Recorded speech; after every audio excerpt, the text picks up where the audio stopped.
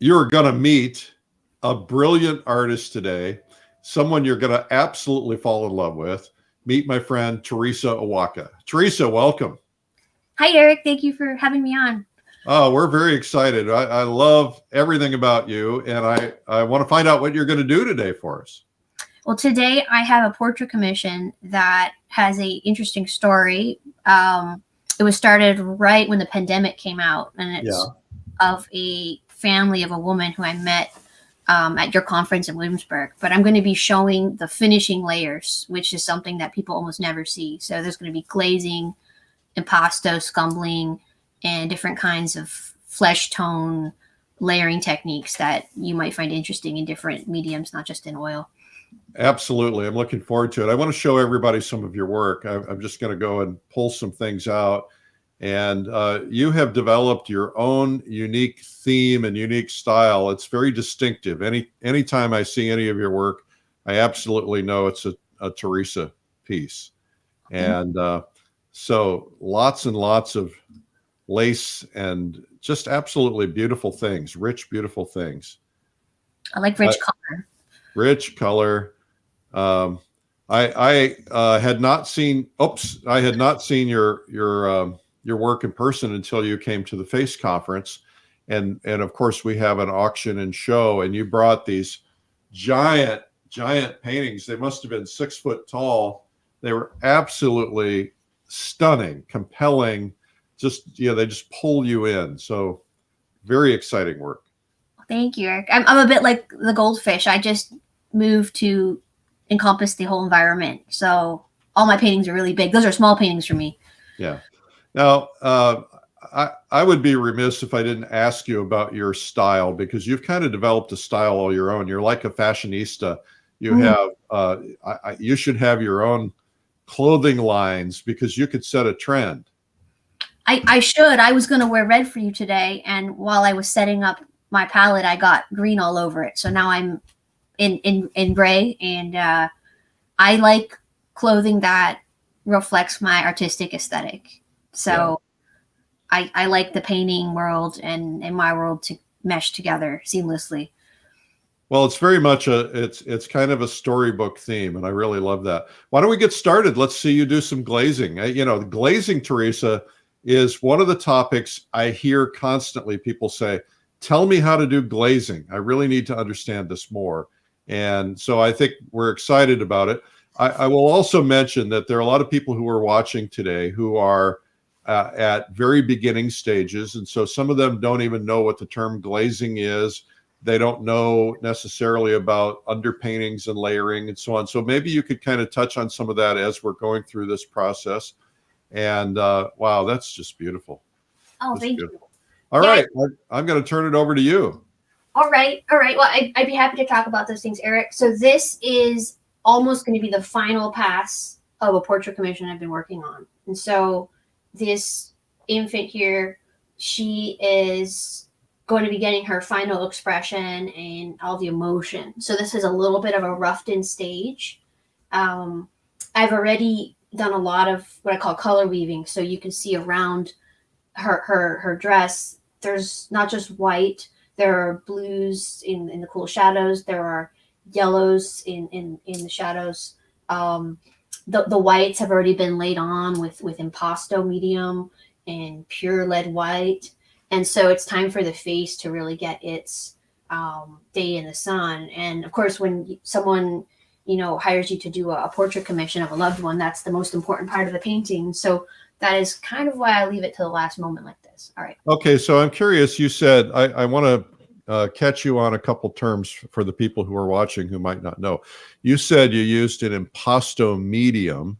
That is right. So that is designed to get the paint thicker?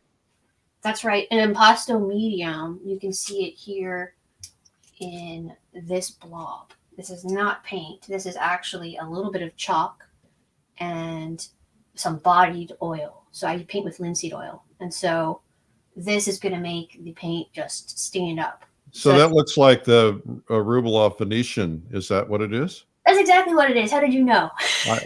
I just know these things. You do. It's right.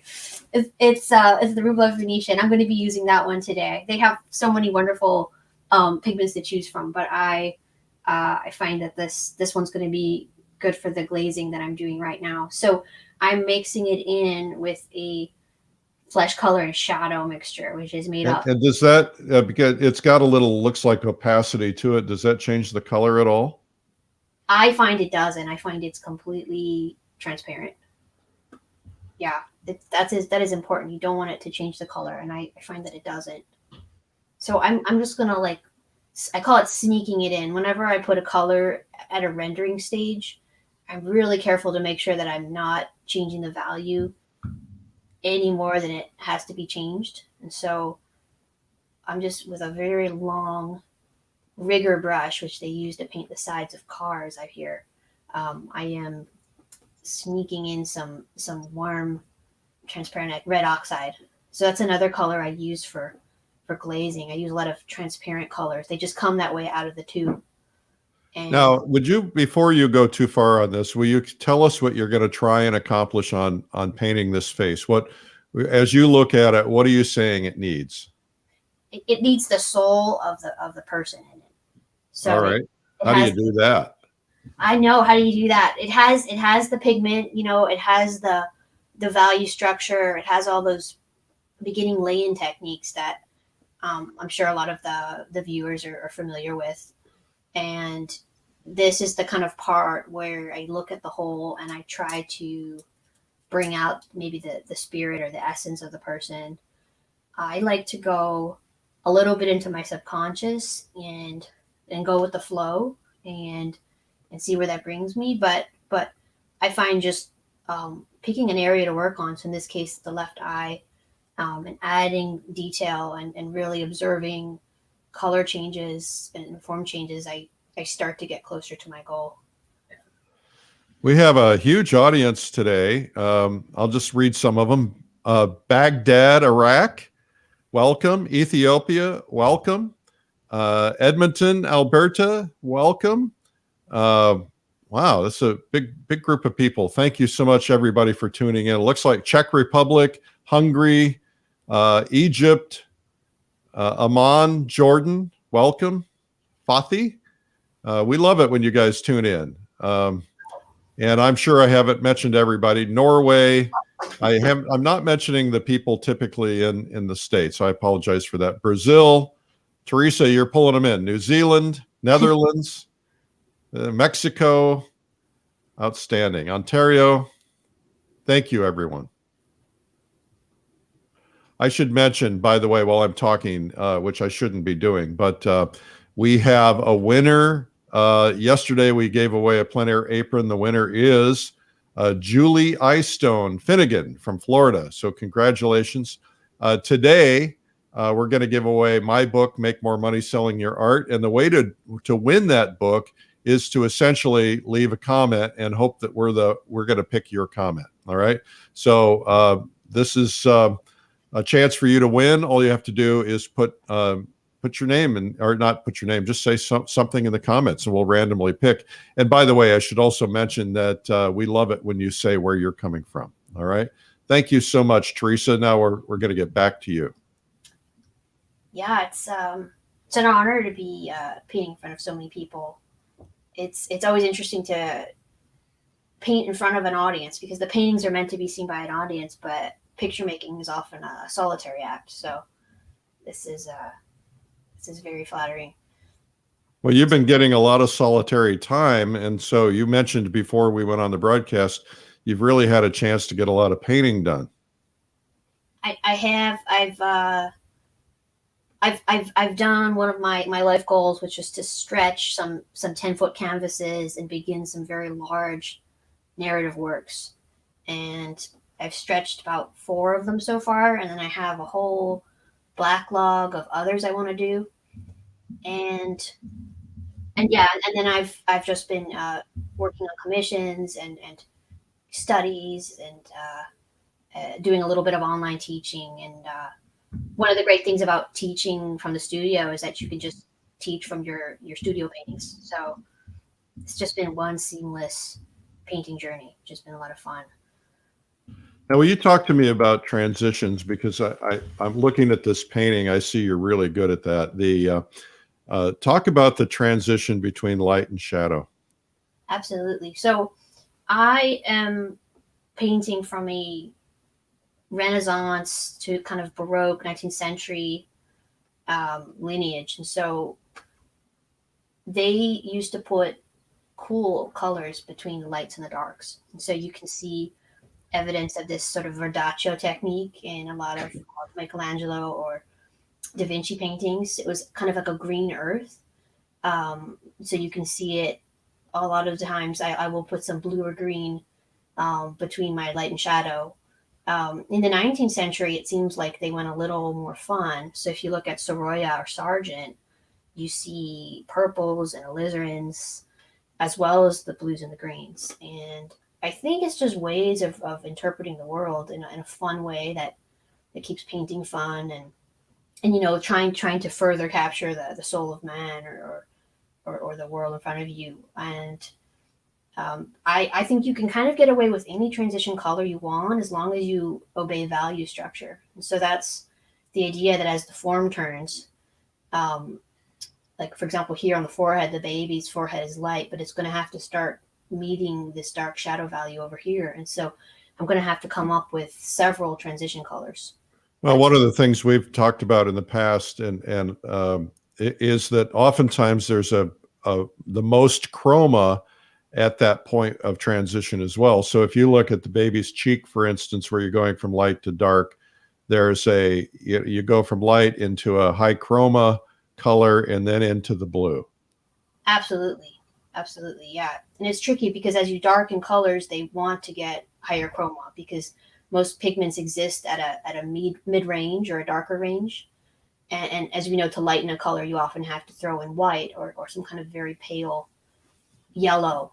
And so that's a struggle, I think, with all mediums, not just with oil. But luckily you can do things like glazing and layering. And these are ways to control not just the texture, but you can control the vivacity or the chroma of colors this way.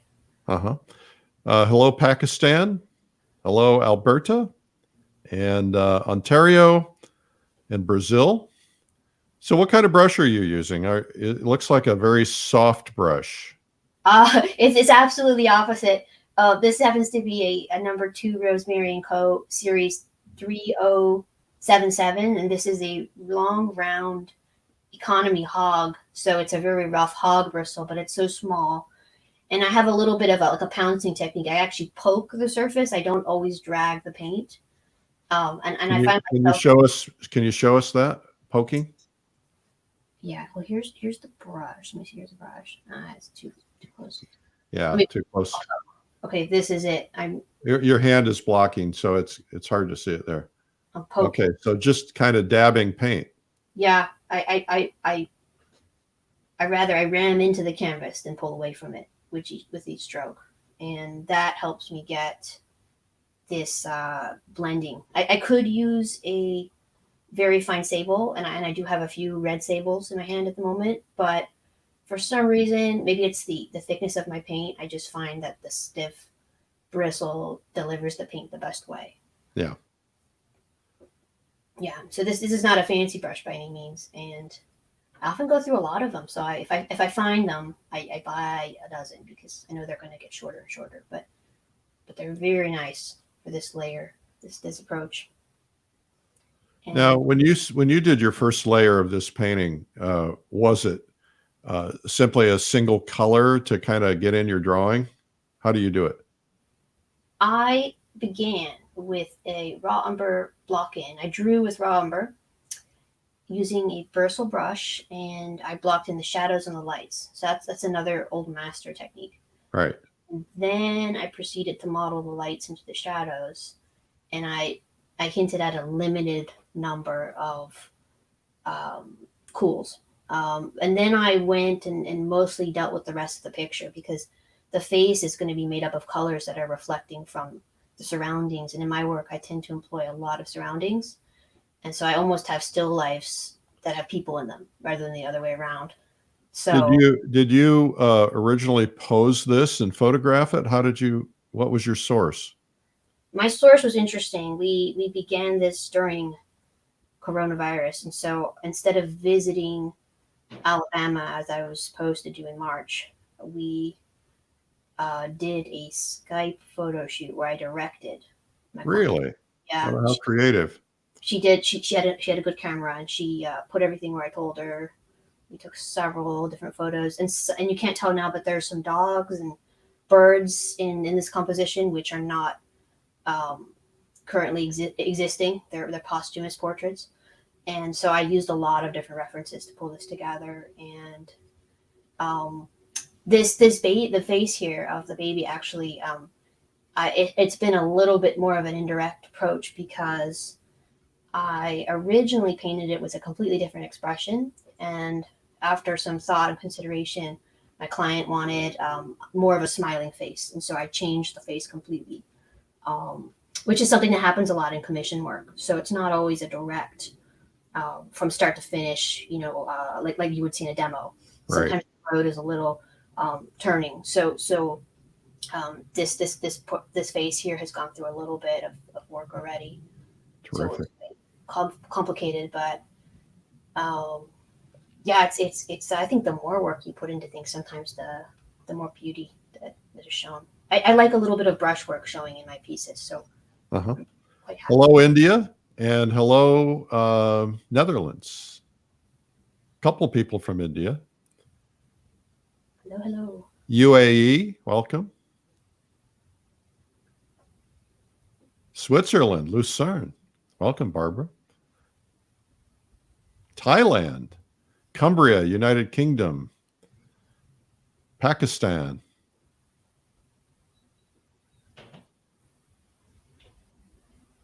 We're having a lot of fun, Teresa, getting the world together every day at lunchtime. Yes. At New York time, lunchtime, and painting and having fun together. I stay up very late working, so your broadcast is often what wakes me up in the morning. I tune in and I clear my thoughts, so I quite enjoy your broadcasts. Thank you. I quite enjoy it too. It's fun to do it. I think the spirit of enjoying the art and sharing is very important. I like what you said about we're in this together and let's make some art. I think that's a great message to put out. What's been really wonderful about this, Teresa, is that first off, we're hearing from 40, 50 countries. They're sharing it with their friends, and when they share it, all of a sudden other people discover it. But the best part is I've heard from people who say, I saw this on somebody's feed. I watched it. I started watching it more. It gave me the courage to learn how to paint. And then they've been watching and painting along. I've had people say they're picking up a paintbrush after, they used to do it when they were young, but they haven't done it their whole life. And now they're picking up a paintbrush. I love hearing those stories. If you have a comment like that, put it in the comments section. We love to hear your stories. But it's nice to see people finding art, discovering art. I think this is so important. Our world needs more art, and we don't have it in our schools here in America anymore much. So we have some, fortunately, but not enough. It takes a lot of courage to pick up a paintbrush and say something with it too. It's not the easiest thing.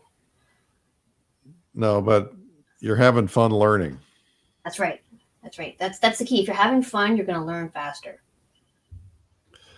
What is your lighting setup for working at night? She said daylight bulbs interfere with sleep.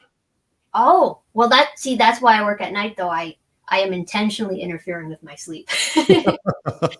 but yes, she's right. And I do use daylight bulbs. I have 2 or 3 LED banks that I can set the temperature. And most painters will say set it to 5,600 Kelvin. Yeah. And that's mostly what I do.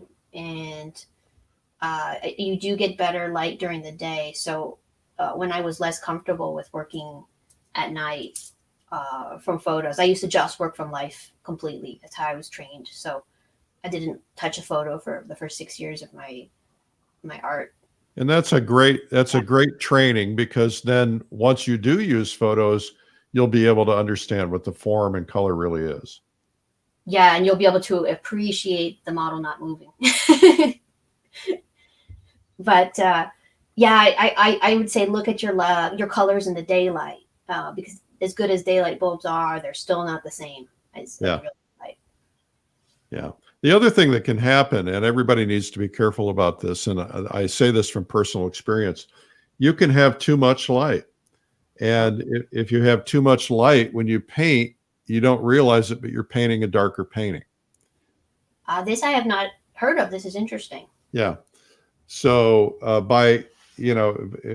it's very important to kind of take your painting outdoors once in a while and compare it to what you've been seeing on your easel, to make sure that you're nailing it. I used to have this big flood light of daylight bulbs right over my easel. And I did these, what I thought were wonderful paintings. And then when I would hang them outside or hang them in the house, they were really, really dark. And so I realized by cutting back about 50% of the light, I was actually making my paintings brighter.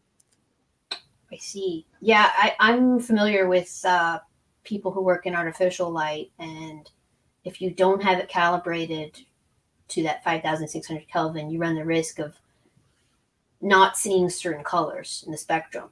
And then you can end up with a purple person or an orange person, because you're not seeing the blues or the greens or the reds, for example, in their entirety.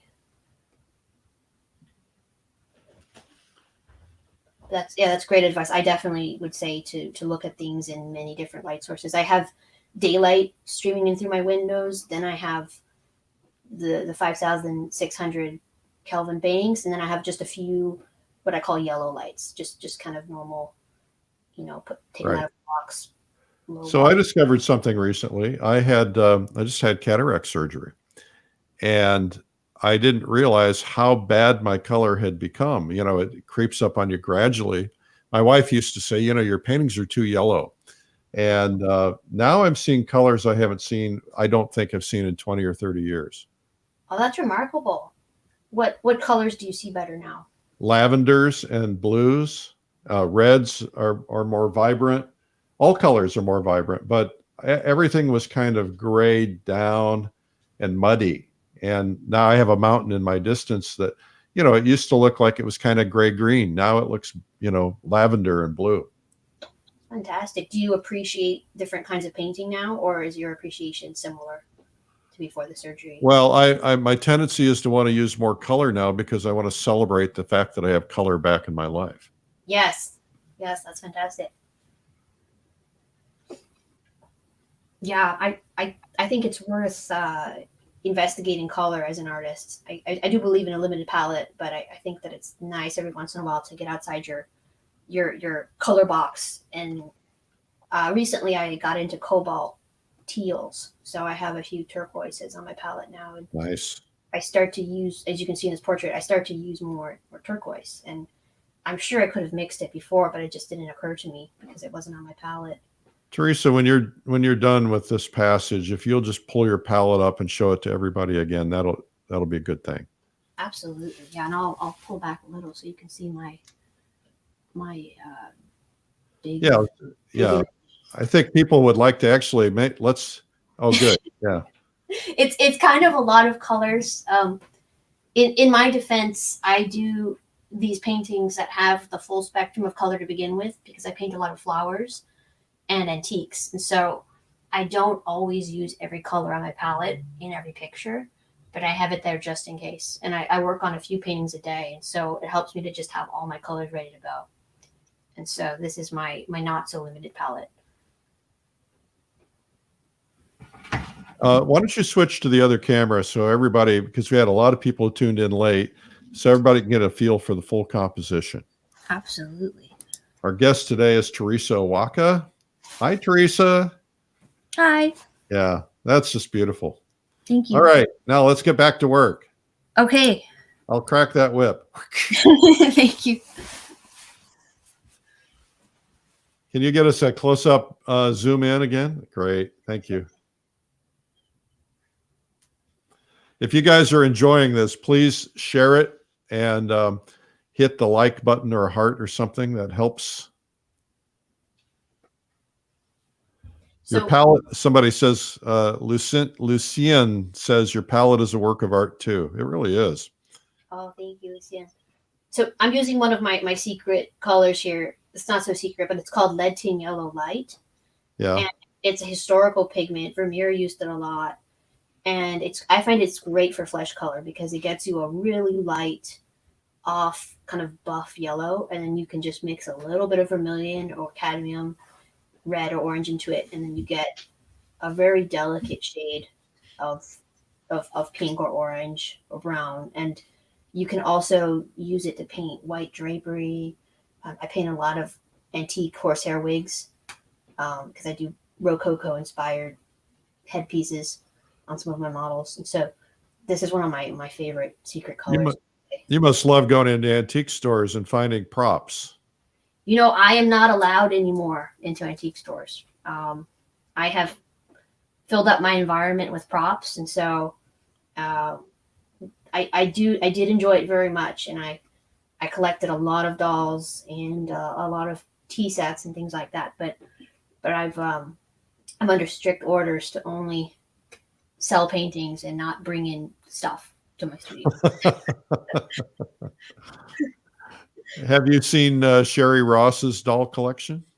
You know, she actually invited me to visit her and have team see it, and I haven't made it yet. But I hear that it's really, really nice, and we have some doll interests in common, actually. Yeah, well, I have no idea how many she has now, but I did a photo shoot at their house of the art collection, and there were unbelievable amounts of beautiful dolls everywhere. Wow.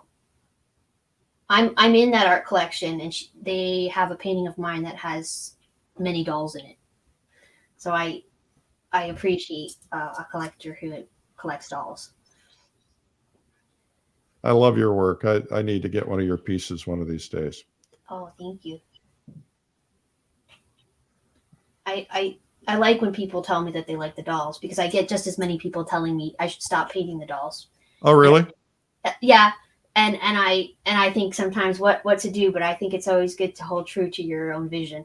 Oh, yeah. Well, you know, for some people, dolls are like clowns, right? Some people love clowns and some people think they're creepy. That's right. That's probably from what was that movie with Freddie in it? Yeah. I've always seen the Pierrot, the kind of the romantic European carnival clowns. So the ones I saw were very sophisticated. So I never really watched that much horror growing up. So I had to go do a little bit of research to see what I was maybe inflicting on people when I exhibited paintings of clowns. I went through a clown phase for a few years. This is fun to see you paint again. We saw you paint at the FACE conference, and it's just nice to watch how people do things. Everybody's got a little different approach. Yes, I do enjoy that. My approach is a little bit subconscious. I kind of go after things in a meandering way, and I eventually reach the point where I think the painting should be. I have a lot of direction at the beginning. I'm plotting out the composition and getting in the major shapes, but at this stage, I'm almost going on autopilot or subconsciousness. And I think it's because some people lack a little bit of confidence. And if you turn off the prefrontal cortex, your autopilot, your wisdom of painting over the years is better and stronger than the voice that's telling you it's not good enough. So that might be why I do that. But it seems to work. So this is how I finish things. So what are you going to do with these big 10-footers? I'm going to paint them. I'm going to film portions of the process and the inspiration, the locations. I've been doing a little bit of long distance running because it's the only way I get out otherwise at this time of the pandemic. And so I have been incorporating landscape for the first time into my work. Oh, how fun. So you're just learning landscape painting, or did you learn it in school? We did it didn't learn it in school, but we learned a lot of fundamentals that, could translate to landscape painting. And so I've done a few of them, but I've always been drawn to the human form and to still life. And so I'll tell you what, I'm going to make you my guest at Plein Air Live, which is coming up in April. If you can't make the date, you can watch replays. But I've got right now 30 of the best landscape painters in the world. And of course, there will be more. And so I'm going to buy you a ticket. Thank you, Eric. That is exactly what I need. I was thinking, if I get into this landscape thing, someday I can attend Plein Air Live. I'm in trouble. I have a painting with sharks. I have a painting with a seascape. And then I have weird old trees that I find in the woods and visit at different seasons. And then I don't incorporate into my big narrative. So I need all the help I can get. If you want to have the landscape experience of your life, and I am not over exaggerating, come up to the Adirondacks in June, where, assuming we're all allowed to be free, I have this year will be the 10-year anniversary of my retreat there, and I'll have about 150 of us.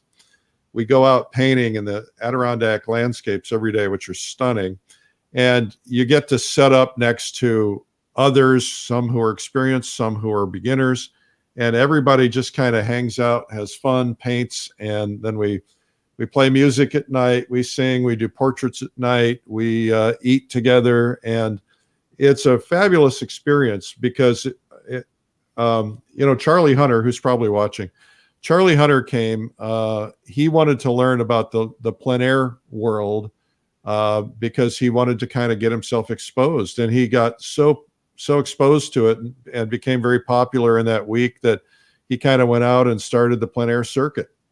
And it changed him forever. So I'm not saying that's what you're going to do, but it's a great way to get a lot of different approaches on landscape painting. Yeah. And I think a lot of people will be turning to landscape as, the lockdown continues. It seems like a fantastic way to get out and socialize. If not, just enjoy the fresh air and have an experience. That sounds amazing. A lot of fun. I really missed it last year, and I miss being together with everybody. We all become very good friends. Oh, that sounds wonderful. Yeah, sometimes I think I've become too soft as a studio painter. I need to have my routine the same every day I know where my brushes are. I know what temperature it's going to be. I know where the tea maker is. But it sounds like a different experience being out there. Well, I'm excited to see you do landscape because with your application of color, you're going to see things the rest of us don't see. It's going to be exciting. Thank you. I've already been collecting strange plants and trees and things that have character. And I've been making studies of them and saving up images of them to incorporate them. So they'll find their way in for sure. Terrific.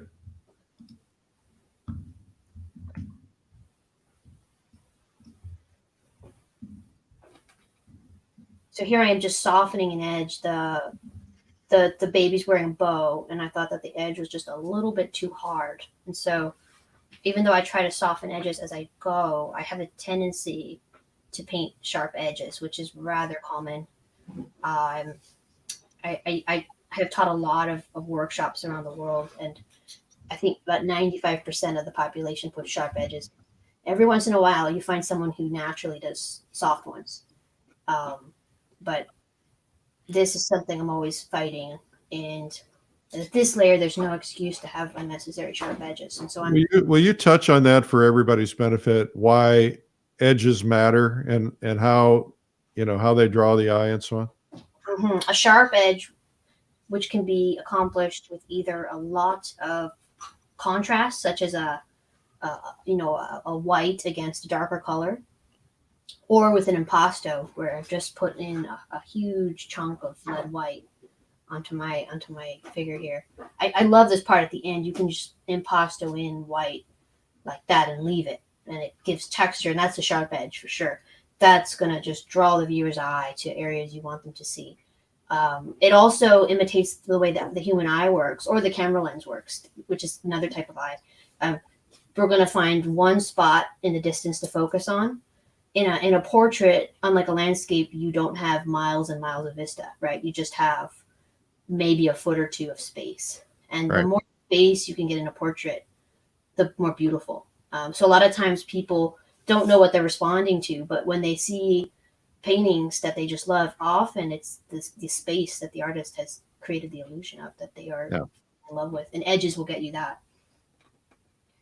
Hello, London. Hello, Ireland. Welcome. If you folks who are watching, if you would hit the share button, that will really help other people discover this. I think everybody needs to see Teresa. If you're on YouTube, hit the subscribe button and hit that little bell that'll give you notifications. And by the way, everybody, all of these broadcasts, today is day 331, and we do it twice a day, once at noon, and then we do a different one at 3 p.m. All of these broadcasts are available on YouTube if you subscribe. So just go to YouTube, look up Streamline Art, and then hit subscribe.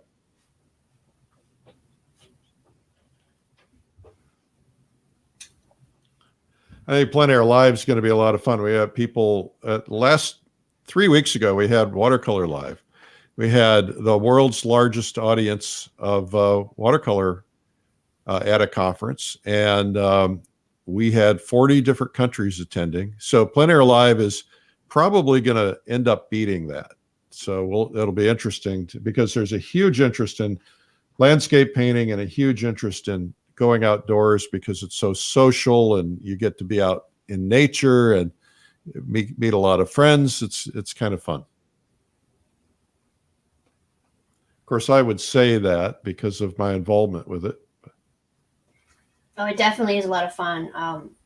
I used to meet friends on the National Mall here in DC, which is this really long, grassy stroll you can take between the monuments, and we just sit outside and draw all day, about once a week, just to get some social time.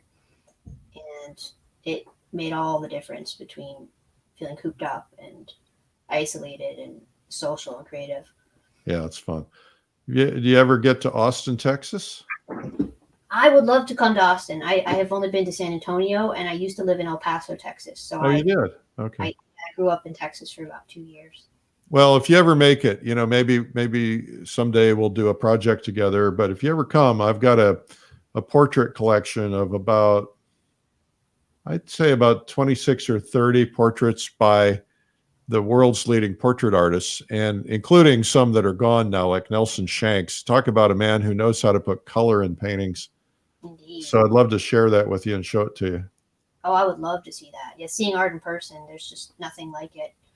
I commissioned them for the magazine, for my article in the magazine, and it's going to be fun to see it. Well, I started when I was 50 years old, so there's 20 plus years of not 20, 15 plus years of paintings.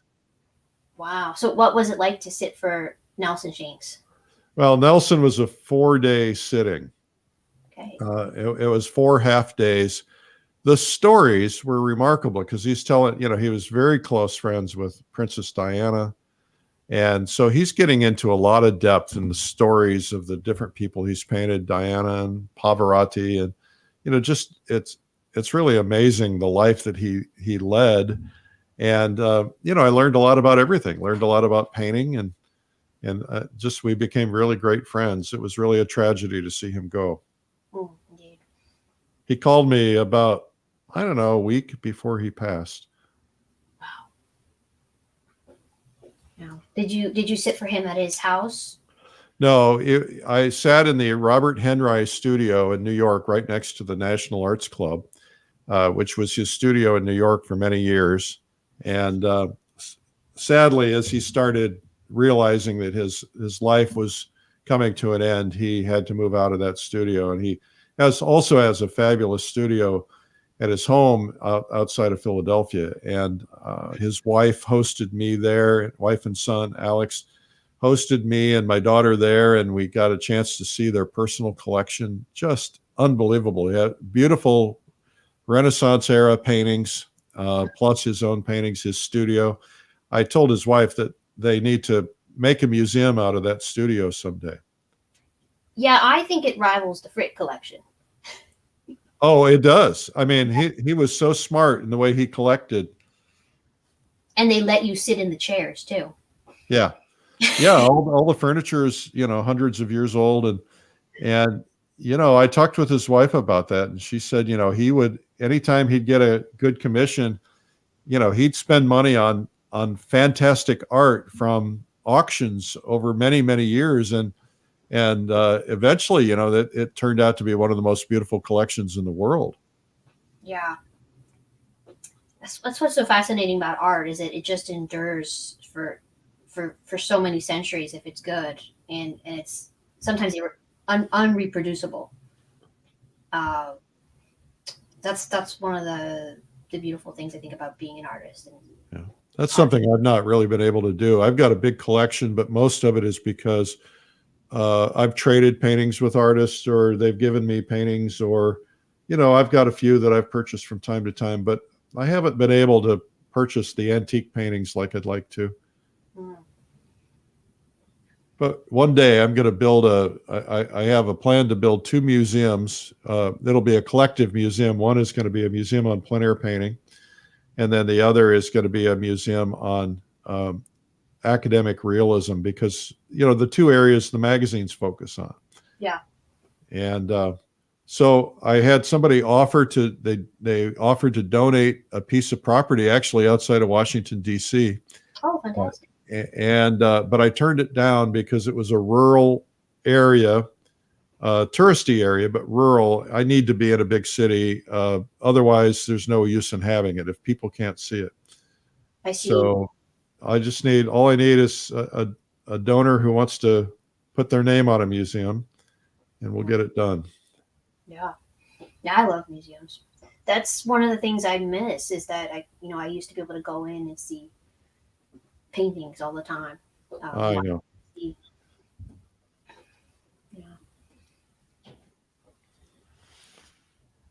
So here I'm rounding out the cheeks more. I think with you can call this big form modeling or creating depth. I do believe that part of the joy of portraiture is seeing an illusion of 3 dimensions, and so I'm constantly chasing it. And with my style, at least, I get the form and I get the drawing right almost at the last stroke, and so I'm still chasing it right now. And you're not using a reference at this point, are you? I am. I have one okay. in front of me. Yeah. I am almost always using a reference. The only time I don't use a reference is if I'm making up something out of my head, which I'm starting to do more with the incorporation of landscape. But I feel with portraiture, it's very hard for me to make up likenesses out of my head. And so yeah, spent time or talked to the person or the family helps. And that definitely is in my head. But I do need some kind of a structure or reference to look at for this kind of detailed work. Somebody asked, do you do a lot of lace, do you not? I have some lace. Yeah, I do a lot of fabrics. I have a big wardrobe of costumes almost, and I try to incorporate them when I can. So if you did my portrait, would you put me in a costume? Well, that would be fun. I would always try that. That's my first thing. I think it'd be fun. I love it when David Leffel does portraits where he puts himself in these really cool hats, and yes. All the portraits that I have are beautiful, but they're all very, they're regular portraits, and I think it'd be fun to put on a wig or a hat, or do something fun. Yes, that would be very nice. Yes, I like having artistic license. I think that's I'm a realist, but I'm a realist with artistic license. All right, I'm ready. I have my wig. Yes, excellent. Okay, there we are. You see it? Oh my gosh, yeah, that's right. That's from the Williamsburg conference. Yes, it is. Well, if we do that, we'd have to do maybe a little bit of makeup, just a little bit of stage makeup to balance. Yeah, maybe a lot of makeup would help. Yeah, a little bit. Like think Gilbert Stuart, George Washington. Just a little bit of rouge. I think that would be fantastic with a the landscape in the background. I like to have fun. Yeah. Well, I had fun at the Face conference, didn't we? I really love that. That was a lot of fun. Yes, and I enjoyed how people went outside and painted the city as well. They didn't just stay inside the hotel. Well, we're scheduled for November in Williamsburg again. We were going to do it in Baltimore, but we had to change it from last year, canceled it. And so we're hoping, fingers crossed, we're going to be able to do it in November, but we don't know yet. Right. I will be there whenever it's happening. It's, what I think is neat about it is some young man came up to me and he gave me a gift of a palette that he had made. And I wish I remembered his name off the top of my head. And he said, I've never been in a place where I could actually go up and meet these people and sit down with them for a drink and pick their brains. He said, there's other places you can go, but they're too big and they tend to be cliquey. And he said, this is really nice because it's not a giant crowd and you really get to know, you sit down with iconic painters like you and just get to know them. We were all sitting around in the bar. That was fun. Yes, you do create a very good welcoming atmosphere at your conferences. And what I also like as being a presenter at your last two, from the artist point of view, the conferences are incredibly inspiring. The buildings, I remember that Al Capone suite, people were calling it in Miami, with the fresco. Yeah. And then I went downstairs and everyone was at the party and it felt like I was in the Stanley Hotel in The Shining because it was empty. And I just got all these ideas for art. And then Williamsburg was this amazing museum town. It was very stimulating as opposed to just staying at like a Hyatt or something, a business center. Well, we try very hard to pick places that have a good aesthetic. It's harder and harder as it grows. But that's why we picked Williamsburg. That's why we picked the old Biltmore in Miami. They're just, you walk into these places and you're in a piece of living art. Yeah. Yeah. It's very, very memorable. It'll definitely be inspiring a lot of art to come. And I agree. I love to talk to people at the bar and pick their brains. It's really... Even though you're a teetotaler, you're drinking tea. Yes, I made a rule. I just go around with my own teacup and I bring my own tea maker to my room because the hotels never make the tea the way I want. And I love wine. I like wine tasting, but tea is above wine for me. So, and I try to stay up with everyone and I want to hear everything. So I try to stay up as late as I can and talk to everyone I can. So tea is why I can do that. Yeah, that's fair. I like the fact that you carried your little porcelain teacup, flowered teacup with you. I have a picture of that somewhere. Yeah, that was a fantastic time. Well, it's these things have become big giant families. Everybody gets to know each other. It's really fun. Yes. I love that little spot of blue on the edge there by the cheek. What a difference that made.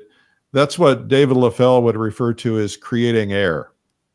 Yeah, creating space, creating air. Yeah, that's what we're trying to do. I mean, we're trying to get likeness. We're trying to balance all these different things. And then we have in our heads all these different painters and old masters and our dreams and things of paintings we want to make, and they're all swirling around, and then we can only put so much of it down on each portrait. And so it's a little exciting to see what makes its way onto the canvas and what doesn't every time. And yeah, I put that blue there because this is a lot of blue in this picture. And I'm a big believer in atmospheric coloring. Like I think things are a color, but they get just as much color from their surroundings through reflected light. And so I look for those transitions. Well, and when you get those reflections, when I first started painting, I couldn't see reflected light. People told me about it. I just couldn't see it. And then, it just takes a while to kind of train your brain to understand these things. It's absolutely true. There's a good book called The Science and Practice of Drawing, I believe, by Harold Speed. He's a turn of the century author that a lot of students read at ateliers, and I recommend the book by Harold Speed. He says that he remembers walking into the National Gallery in London and seeing Turners, and then he left, and then all of a sudden he saw the London skyline like a Turner painting, and it was this transformative experience because before he saw Turner, he had no idea that he could see that way, and then Turner showed him how to see. In this case, I suppose color and edges and Yeah. Right. So it's so true. I of course have a background in the broadcast industry. I was at a radio convention, and we had gone out to dinner for an early dinner, and we were walking down the street in Boston, and the sun, that orange afternoon sun, was slamming the red brick buildings with this glowing orange light, and the clouds were lit up like firecrackers or something. They're just beautifully orange. And I said to these people, look over there, look at that light. And they looked at me like, they said, what light? It's just light. And they looked at me like I was from Mars. Yeah. But once you start painting, you see the world differently. Indeed. Yeah, that's actually one of the harder things about learning painting is to see the difference between color and value.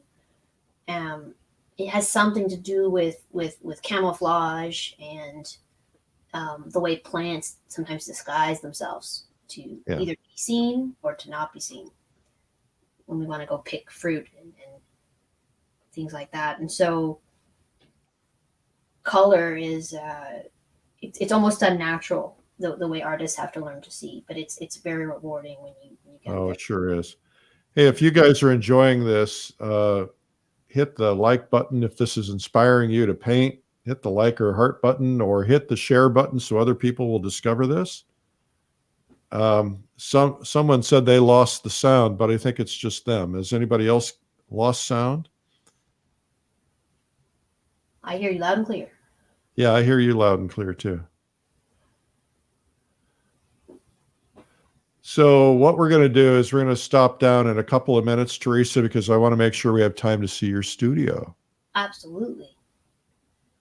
That it's amazing to me how much form has changed. If somebody were to look at the repeat on this and go to the very beginning and see this, and then take a look at it where it is now, the form has changed dramatically. Yeah, I mean, in one way, I'm a slow painter. I can do alla prima, but I prefer to do about 3 layers on each painting. And with the paintings being so big, I can easily spend 9 hours a day on something. And so it is rewarding to hear that you can see a difference. Oh yeah, short amount of time. Yeah. Well, you go back and look at the replay, you'll see. Yeah. Yeah, each stroke, that's the thing about oil painting. It's like unless you do a little bit of glazing, like I've been showing here, you do obliterate what came before. And so you have to choose your marks very carefully at these later stages to make sure. So on a big painting like this one that you're doing, how much time will that ultimately take you? Weeks, months, years? I tell people 6 months I'll have it done by. And that part of the reason is because as you'll see, I have a lot of paintings going on in my studio at once. I can do maybe even 12 at once. And so I'll rotate days. And so that allows me to have time to see the work and digest it before I go back in. But You need to get separation from your work once in a while. You do, but most importantly, you need to let it dry if you're going to layer. And so I can let things dry for a week in between layers, which is ideal, or sometimes longer. That's nice. Okay, we're going to make you quit painting and come back on camera, and then we're going to see your studio. Absolutely. This is fabulous. I am so impressed. Do it. Zoom out of that so we can see it. Oh, there we go. Good. Here, I'll zoom out. I can actually zoom out a little further. Oh, that's okay. That's fine. Angle. Like that. Very nice. Now, while you got that shot, I just want to point out to everybody the jars of pigments. Teresa makes her own paint. That's how she gets a lot of the vibrancy. You want to talk about that at all? Sure. I have a little bit of a pigment museum going on here. This is a 17th century Dutch cabinet I bought at some point in Holland, and I've been proceeding to stock it with historical and modern colors. And these are all colors I use in my work. Some of them are a little too historical, such as orpiment and lapis lazuli. They're not really practical to use on a daily basis, but I use them every once in a while if I want to make a kind of ode to an old master. So I have a piece I'm working on that's going to have a copy of a stolen Rembrandt from the Isabella Stewart Gardner, the Christ on the Sea of Galilee. So I'm using all historical pigments for this copy. Oh, wonderful. This is nice to have them. And sometimes pigments run out, so I just like to have a big supply for my life. Okay, we need to see your studio, Teresa. All righty. All right, I'm just going to turn slowly. Okay. So that's the pigment cabinet, and it is stock full. And I love to use antiques to make a studio because it just makes the aesthetic of the studio feel so much better. yeah, Okay, stop there so we can see that. Oh, that's lovely. that Rembrandt copy. I was very intrigued that it had been stolen and never found, and so it's going to be my ode to the stolen Rembrandt in the Isabella Stewart Gardner Museum.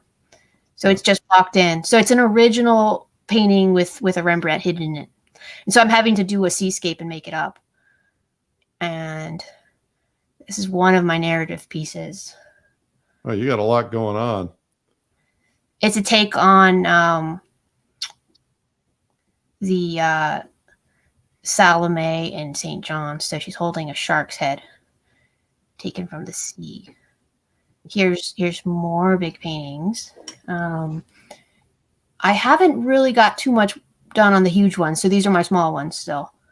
But I just like a lot of color. I like multi-figure. I'm influenced by Gustav Klimt and John Singer Sargent and just old masters in general. So sometimes I like to put a lot of elements in my pieces, but I don't want to give up rendering the way Gustav Klimt did. And so this is my take on it. And that's fabulous. Behind, I have a very large, this is the 10-footer, one of them started, but there's a tree in there that I used to play in when I was 4 years old, and it's still alive. And it looks like a big crab with a mouth and a cyclops eye. And so I've been studying it different times of year. And so it's the tree of life. And then there are some sharks, and there is Eve picking an apple from the tree. She's just been put in. So I'm very slowly working on these things. These are just passion projects. They're not commissions. And my commissions have been coming first. So I kind of like to labor slowly on things and deliberately. And then I have Old Man in the Sea over there. I don't know if you can tell. I love that. Little shark in the background. Uh-huh. Now, let me see the portrait to the right of that. Sure. This one? Yeah. I feel like I should go out and bring these forward, maybe. Well, we don't have a lot of time, but that's There you good. go. We can That get was a demo I did for class, so I'll be doing more. But it's see, that's the kind of portrait you should do for me, is put me in an outfit like that. all right. I like that. I need a crown. I don't have a crown. It's Middle Eastern inspired, so he's got a kind of like a sheikh's outfit on. We can have Mustafa in Egypt send us some costumes. I would love that. Yeah. Yeah. Oh. I'm very inspired by Sargent when he went off to other countries and brought back clothing and then incorporated it into his work. I think that's exciting. So Okay, zoom out, give us a wide shot, and this is really fabulous. Bravo. Bravo. It's very exciting. thank you. Very exciting.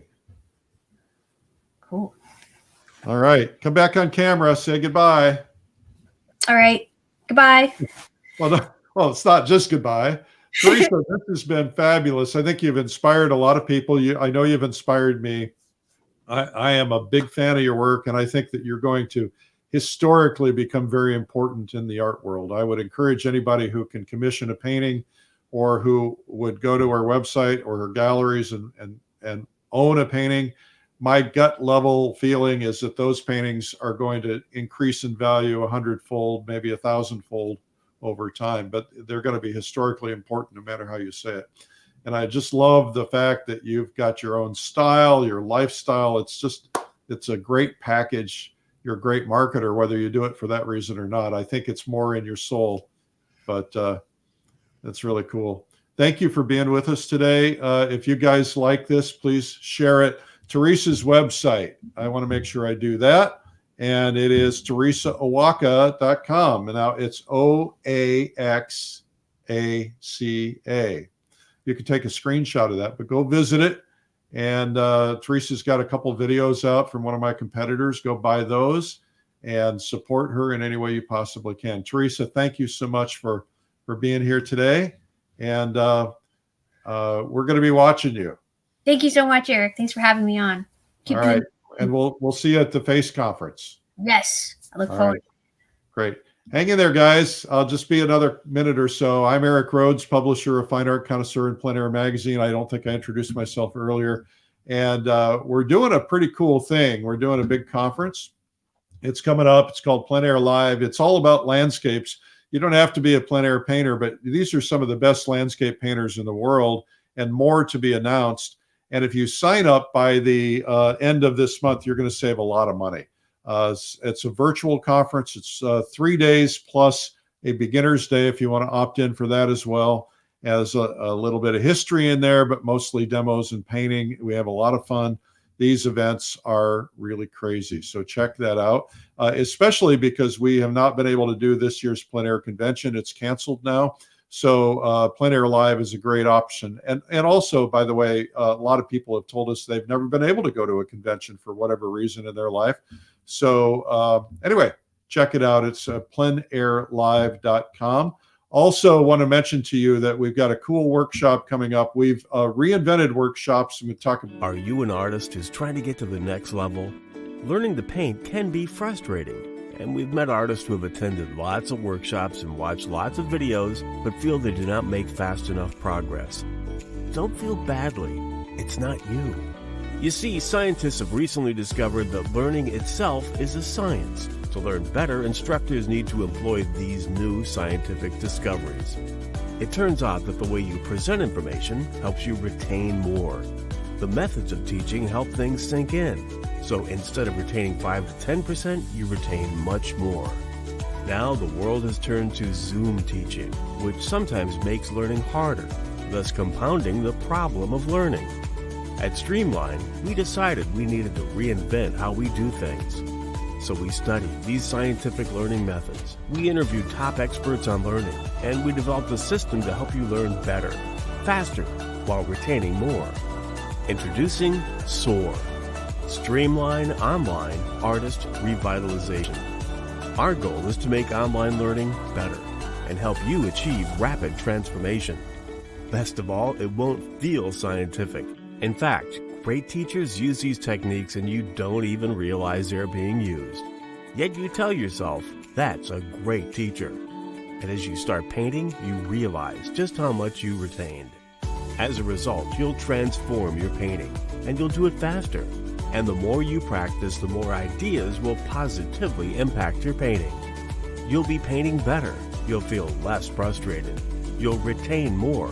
You'll make faster progress. And you'll be much more satisfied with your painting.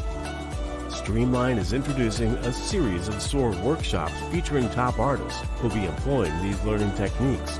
These workshops will not only make you stronger, faster, they will also have new workshop features, like the ability to invest in a one-day pass, and private Facebook pages to communicate with the instructor and fellow students. And there are even follow-up sessions for 3 months following the workshop to reinforce certain concepts. Watch your email for upcoming SOAR workshops from Streamline. Check it out. The Bill Davidson is the first one. That's coming up in March. We also have Thomas W. Schallers coming up. Today at 3 o'clock, we have Shuang Li, Fearless Landscapes in Watercolor. Know there are a lot of watercolorists out there. You're going to get to see her do this painting, and this is the video, and that's today at 3 o'clock. So just go to Facebook or YouTube, search Streamline Art Video. Hit the notifications button on YouTube so that you're notified when it comes out. Tomorrow, our guest is going to be Susie Hart. You want to make sure you catch that. We're trying to give you lots of different variety, lots of different styles of art. We want to do crazy to conservative to wild to soft. We just want a little bit of it all because we want to expose you to a lot of things. The goal of this 331 days in a row is to give you inspiration to help you focus on something that you love or want to learn about, and something that will kind of distract you from all the craziness in the world. So we'll continue to be here for you as long as we need to be. Thank you for tuning in today. I'm Eric Rhoads, publisher of Fine Art Connoisseur and Plein Air magazine. Remember to check out Teresa Oaxaca's website. Let me see if I can find that one more time. teresaoaxaca.com. And oops, here it is. And it's spelled differently than it sounds. It's Oaxaca. Give her some support. And thank you for giving us support and tuning in. We love doing this for you. Make sure to leave a comment. We choose the prizes from the comments after the replays, right? So sometime tomorrow morning, we'll be picking the winners from all the replays from tonight. And so that way you have a chance of winning on the replays too. Thanks again. See you. Bye-bye.